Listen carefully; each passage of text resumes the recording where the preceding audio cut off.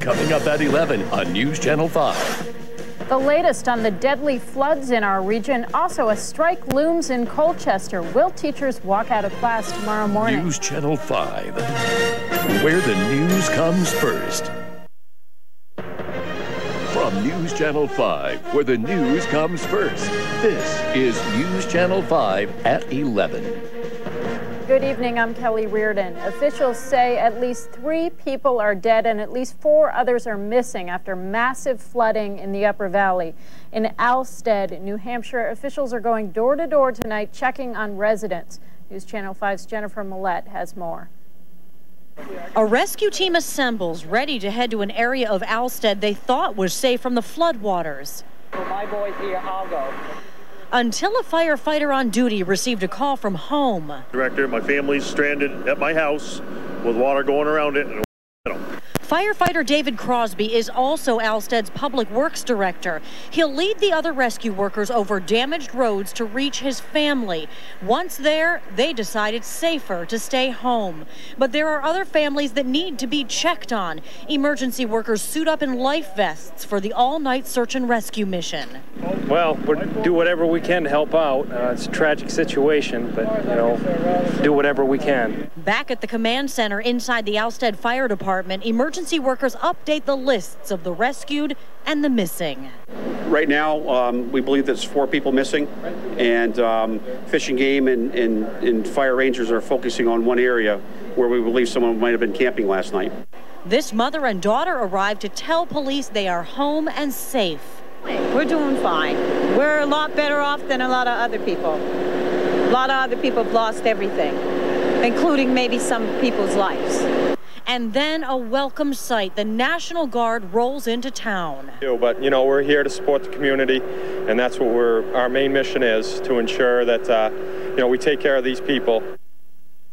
That was Jennifer Mallett reporting. Parts of southern Vermont are also cleaning up the mess. Nearly 9 inches of rain fell in Brattleboro over the weekend, 11 inches in Marlborough. A senior citizens complex and a trailer park, both in West Brattleboro, were evacuated. Dozens of boats broke off their moorings in the Connecticut River, and some of them drifted downstream to the hydroelectric plant in Vernon. Governor Jim Douglas toured the damage this afternoon.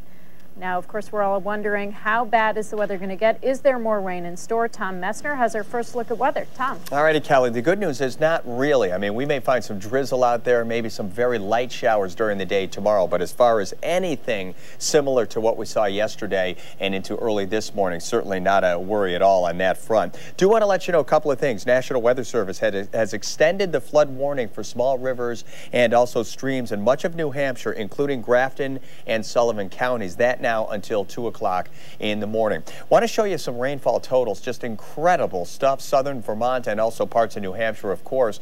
Marlborough, talked about this, almost 11 inches of rain came down. This in about a 36-hour period. Almost 10 inches in Brattleboro. How about this? Newport, New Hampshire, 6.5 inches plus 6 inches in Lebanon.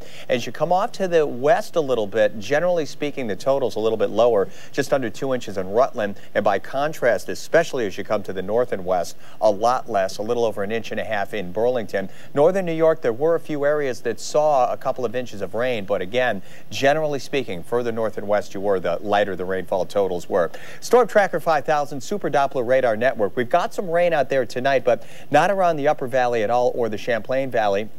A little bit as you get into the Adirondacks and over toward Jefferson County. I know right now it's raining in Watertown. It looks like it's going to stay over that way too. By the way, that live or the report we had just a couple of minutes ago is from this area right here in Alstead. And weather-wise, as far as things coming out of the sky, we're looking a whole lot better tonight. And I did mention still we've got that flood warning in effect for parts of Grafton County and also on down into Sullivan County, points east from there as well. Again, things looking a lot better on the rain front, not only tonight, but for the next couple of days. But we will talk a little bit about light rain down the road. So we'll get to that in your precision weather forecast coming up in just a little bit here.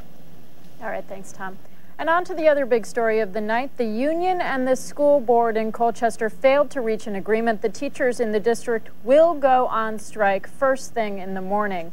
What that means for students is all classes and all activities are canceled until further notice. School officials say they're treating tomorrow as a snow day. Parents are being asked to keep their children home or make other arrangements for daycare. The union laid out its plan for the strike. Most of the teachers will picket in front of the Colchester Middle School and in front of the Mallett's Bay School. This could have been a problem that could have been resolved months and months and months and months ago, but it hasn't been. And ultimately, all we're hearing is that continual thing that we've heard over and over again, and that's nothing from the school board. The major sticking points are pay and health care. The union wants a 5.8% pay raise each year for the next 3 years. The district is offering 2.5% each year. Again, teachers in Colchester will go on strike tomorrow morning, and we'll have live coverage from the Colchester School District all morning long, starting on News Channel 5 today at 5:30. A tragic ending in the search for a missing student from Potsdam. Police say they found the body of 22-year-old Albert Campbell in the Raquette River. Campbell was a student at Clarkson University. He was last seen at a restaurant in Potsdam around 9 on Friday night. No word yet on how he died, but police say they don't suspect foul play. For the second time this week, state police have arrested a Vermont man charged with deserting the U.S. Army. Police say 39-year-old William Jerry Kennison from Worcester left his Vermont National Guard Army unit at Camp Shelby, Mississippi back in April. Kennison's mother says her son was on leave after serving 4 months in Kuwait and that he's mentally unstable. But Army National Guard officials say he never reported back after his leave. But to me, he's not a deserter. He's my son, and I think he's sick. Kennison had been working and living in Plainfield, Vermont. He's being held at the Chittenden County Correctional Facility in South Burlington. Plattsburgh police are looking for a pill snatcher tonight. They say someone broke into Family Drug on Healy Avenue in Plattsburgh and stole more than 15,000 prescription pills. Police say the suspect took cash, narcotic pills, and blood clotting medication. Call the police at the number on your screen if you have any information. And Montpelier police are looking for someone who broke into a carpet store overnight. They say it happened at Delaire's Carpet Barn on Route 2 in East Montpelier. Call the Vermont State Police if you know anything about that crime. A 6-year-old New Hampshire boy died in an ATV accident Thursday, and now police say his father could face charges. Police say Gerard Morgan was riding with his son Chandler in Keene, New Hampshire, when the first grader rode off a trail and into heavy traffic on Route 12. The boy died after being hit by a car. Keene police say ATVs are not allowed on that particular trail unless it's covered with snow. There's no minimum age for riders in New Hampshire, but state law holds adults liable when they ride with children under age 14.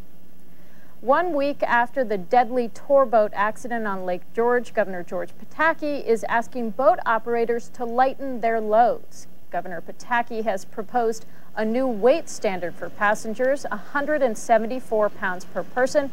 The old standard set 45 years ago was 140 pounds. Meanwhile, 2 of the survivors from last week's accident are suing the company that owns the Ethan Allen. They're accusing Shoreline Cruises and Captain Richard Paris of gross negligence and are asking for more than $75,000 each in damages. 20 people died when that boat capsized last Sunday. Well, here's one for the anglers out there. The mayor of Plattsburgh's hoping to hook the big one. Plattsburgh Mayor Dan Stewart says he's hoping to make a pitch for what's considered to be the top competition on the bass circuit, the Citgo Bassmaster Classic. The tournament attracts thousands of people and thousands of dollars in revenue. But Mayor Stewart says first he has to develop the city's infrastructure. Sometimes we don't have enough hotels, and for the things we'd like to sponsor, we don't have enough hotels. I think with the waterfront hotel being built, and also another proposed hotel on the south end of the city by the old Air Force Base Hospital, those hotels would go a long way to assisting what is in current stock up on Route 3 in order to be able to host different events.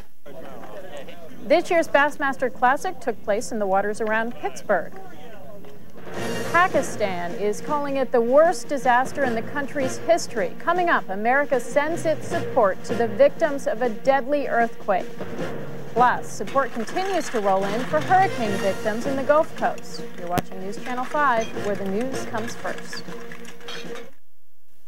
Closed captioning for News Channel 5 is sponsored by International Paper's Ticonderoga Mill. We know more tonight about the plot to blow up New York City's subway system. New York City Police Commissioner Ray Kelly says one of the plotters might be in the United States right now. 3 insurgents were arrested in Iraq this week. Officials believe they were planning the attack because they made specific claims about how they were going to pull it off. The comfort level that, in fact, there is no credibility to the threat. So that we haven't received that as yet. But as I say, we think it's moving in the right direction. Kelly says New York will remain in a heightened state of alert until U.S. authorities in Iraq can pin down the credibility of that threat. The U.S. is joining the international community to send aid to Pakistan and India after a devastating earthquake yesterday. The death toll there has now climbed past 30,000. Besides sending money, the U.S. is even pulling military helicopters out of Afghanistan to help with the aid efforts in that country. Jennifer Johnson has more. The devastation is everywhere. Entire villages have crumbled.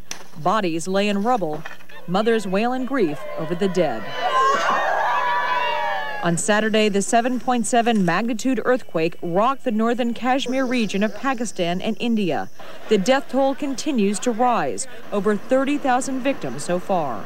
I think it's the worst disaster, such a horrendous situation one cannot imagine. President Bush Sunday was briefed on the tragedy at the Oval Office by Pakistani embassy official Mohammed Sadiq. The president says 8 U.S. military helicopters have already been deployed from Afghanistan to help in the recovery efforts. We're working with Pakistan at all levels of government. Pakistan's a friend, and the United States government and the people of the United States will help as best as we possibly can. As the U.S. also sends financial aid, Mr. Bush called the quake Pakistan's worst natural disaster in history. At the Vatican Sunday, the Pope called for a swift international response to the tragedy. Rescuers fear many people are still alive. The last person that was pulled out alive was last night from here, wasn't it? Trapped in collapsed apartment buildings, damaged businesses, even some schools. Now it's a race against time to free them. Pakistan is considered a major ally of the United States in the war on terror. The Defense Department is now assessing what additional equipment it might send to Pakistan to help it recover. In Washington, Jennifer Johnson, NBC News. Now, your precision weather forecast and Storm Tracker 5000. And speaking of Storm Tracker 5000, the Super Doppler radar network, looking out there, we found a little bit of action parts of the Adirondacks over toward Jefferson County in northern New York. Generally speaking, the rest of the Northeast is looking a whole lot better. Not much in the way of rain out there at all, but a lot of clouds, and it looks like that's going to be the deal not only tonight, but tomorrow night, the day after that. In fact, most of the week we're going to be shrouded in clouds, and we've got temperatures that are going to be a bit on the cool side, that's for sure. Hey, speaking of which, today's highs, give me a break. How about this? In Burlington, just 54 degrees. High today, Plattsburgh, 52. Never made it out of the 40s. Saranac Lake, 48 degrees. 54 in Montpelier, 57 degrees in Lebanon. As you know, there were many of us that saw a bunch of rain even into this morning, mainly south and off to the east of Burlington. That's certainly where the heaviest stuff turned out to be.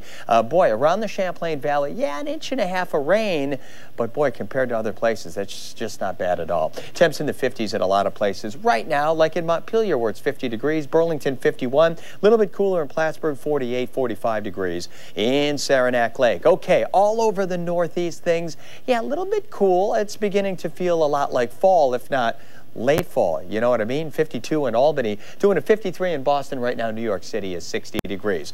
Let me show you what the situation is here. We had a front that kind of sagged on through the Champlain Valley and certainly set up shop off to the south and east. That's why we saw so much rain. Of course, we had the remnants of what was Tropical Storm Tammy. You put those two things together, you just had a ton of rain that didn't move very quickly at all. Well, this stuff has finally worked its way on out of here. It is offshore, but we're dealing with a lot of low-lying cloudiness, and that's going to be the case for the next few days, and that's why it's going to be a little drab and dreary out there. This This is tomorrow afternoon's weather map. We've got a stationary front that's going to be kind of hanging around. Low pressure not far from the Delmarva Peninsula. We'll want to watch that because this low is going to work its way along the front, and it's going to bring more clouds into the Champlain Valley, but especially the upper valley. Pretty good shot for, a couple of light showers, even drizzle at times. Bottom line, we're all going to see a lot of clouds over the next few days. So let me jump to Futurecast, show you what to expect here. 6 o'clock in the morning.